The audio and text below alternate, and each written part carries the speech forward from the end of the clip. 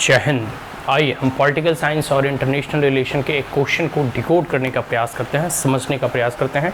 UPSC CSC 1983 में पूछा गया यह प्रश्न है, ठीक है। इसके कई एक क्वेश्चंस को ऑलरेडी हम लोग डिकोड कर चुके हैं, समझ चुके हैं। अब आइए नेक्स्ट क्वेश्चन समझते हैं। यह क्वेश्चन नंबर जो है 3 है, ठीक है। इसमें कहा जा रहा है कि critically analyze the current state of the theory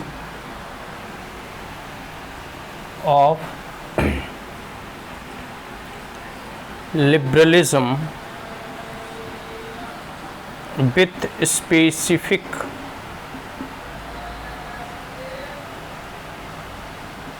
reference to its concept of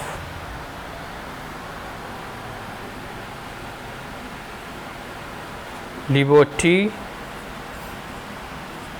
democracy and justice।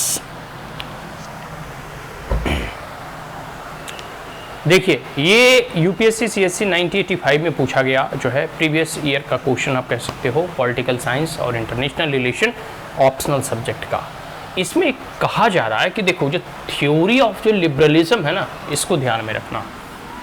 उदारवाद की जो विचारधारा है, देखिए खास करके राजनीति शास्त्र में कुछ विचारधाराएं बहुत ही इंपॉर्टेंट हैं, जैसे लिबरलिज्म हो गया, सोशलिज्म हो गया, कम्युनिज्म हो गया, कैपिटलिज्म है, फिर आप देखोगे कि फेमिनिज्म है, गांधीइज्म है, ठीक है। बात समझ में आ रहा है। ये सब जो पर्सपेक्टिव हैं और ये सब जो थ्योरी हैं वो राजनीति शास्त्र के अलंकार हैं, ठीक है।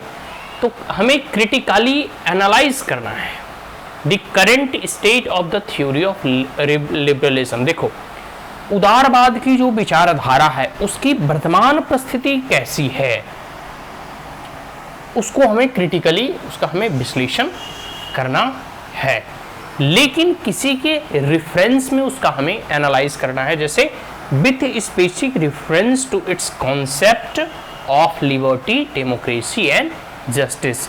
स्वतंत्रता, लोकतंत्र और न्याय की अवधारणा के समकक्ष में हमें थ्योरी ऑफ लिबरलिज्म, उदारवाद की अवधारणा का जो है व्याख्या करना है, उसका विश्लेषण करना है। बात समझ में आई। करंट स्टेट भी देखना है कि वर्तमान परिस्थिति कैसी है लिबरलिज्म की, कौन 3 आयामों के आधार पे आपको लिबरलिज्म की व्याख्या करनी है, तो वो है लिबर्टी, डेमोक्रेसी और जस्टिस, ठीक है।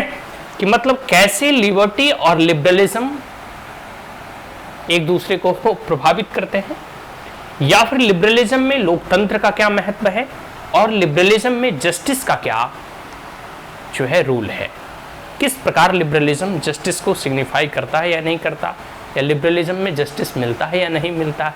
बात समझ में आ रहा है। मान लो एक बहुत अधिक जो लिबरल, ऐसा कहा जाता है लिबरलिज्म मतलब कुछ भी, सभी चीज़ों की, अब जैसे स्वतंत्रता, और इसे फिर आगे है नेगेटिव और पॉजिटिव 2 भागों में बांटा गया है, लिबरलिज्म, फ्रीडम या लिबर्टी।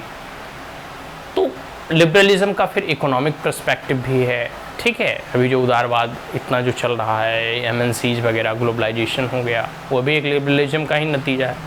आप देखोगे तो उसमें क्या होता है कि हैव्स एंड हैव नॉट्स के बीच में कितने डिफरेंसेस और रिफ्ट क्रिएट हो गए हैं। कुछ लोग बहुत अमीर हो गए, कुछ लोग एकदम झुग्गी और झोपड़ियों में रह रहे हैं। तो क्या ये आम लोगों को और गरीब लोगों को न्याय दे पाने में सक्षम है? ये जो लिबरलिज्म की विचारधारा है, क्या सभी को न्याय दे रहा है? तो आप ये बातें जस्टिस में लिख सकते हैं। बात समझ में आ गया। फिर लिबरलिज्म का कॉन्सेप्ट किस प्रकार से लोकतंत्र को प्रभावित करता है, इन बातों को आप इसमें लिख सकते हैं, लिबर्टी में लिख सकते हैं। तो ये सब सारी चीज़ें हैं, आप अपने तरीके से कुछ केस स्टडी के माध्यम से, कुछ उदाहरण के माध्यम से आप इसको क्रिटिकली एनालाइज कीजिए, इसका विश्लेषण कीजिए, ठीक है। तो ये क्वेश्चन आशा करता हूँ समझ में आ गया होगा। अब हम लोग नेक्स्ट क्वेश्चन जो है समझने का प्रयास करते हैं।